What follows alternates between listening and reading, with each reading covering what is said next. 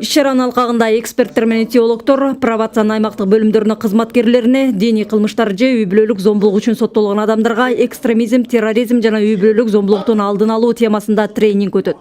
Мекемеде аталган кылмыштар менен соттолгон 138 адам каттоодо турат. Потому что ежегодно Иш-чараны уюштуруу муктаждыгы жөн жерден келип чыккан жок. Анткени жыл сайын ушул категория менен сот жоопкерчилигине тартылган жарандардын саны өсүүдө. Алсак өткөн жылы бул көрсөткүч 100 түшсө, быйыл 50 кылмышка көп катталды.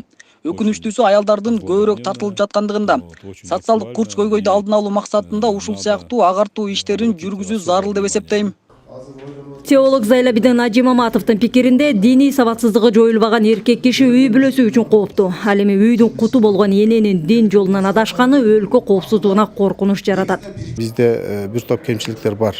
Бул боюнча мына бул өзгөчө биздин дин кызматкерлерине мына бул ханафи багытында жана ошондой эле матуридилик багытында мындай билимин өркүндөтүү атайын семинарларды, курстарды көбүрөөк өткөрүп, анан ошол багыттагы адабияттарды биз көбүрөөк чыгарып, өзгөчө кыргыз тилинде чыгарып, ошону жайылтышыбыз керек. Тренингтен сырткары экстремизм менен терроризмге каршы аракеттенүү боюнча эксперттер диний кылмыштар үчүн соттолгондор менен жеке иштерди жүргүзөт.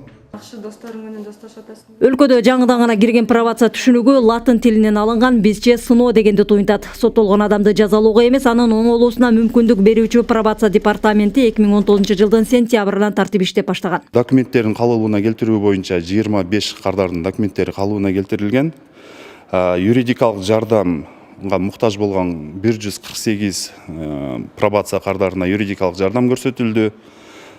Жумушка орноштуруу боюнча ошо кардарлардын муктаждыгына карап 63 кардар жумушка орноштурулган. Гуманитардык жардам 112 кардарга гуманитардык жардам көрсөтүлгөн. Пробация департаменти анча оор эмес кылмыштарды жасап, шарттуу түрдө кесилген адамдарга социалдык, укуктук, психологиялык, гуманитардык жана юридикалык жардамдарды көрсөтөт. Медиация функциясында аткарган кызматтын бөлүмдөрү республиканын бардык райондорунда ачылган. Миргүл Бокошева, Акжол Айбашев, Ала тоо 24, Ош.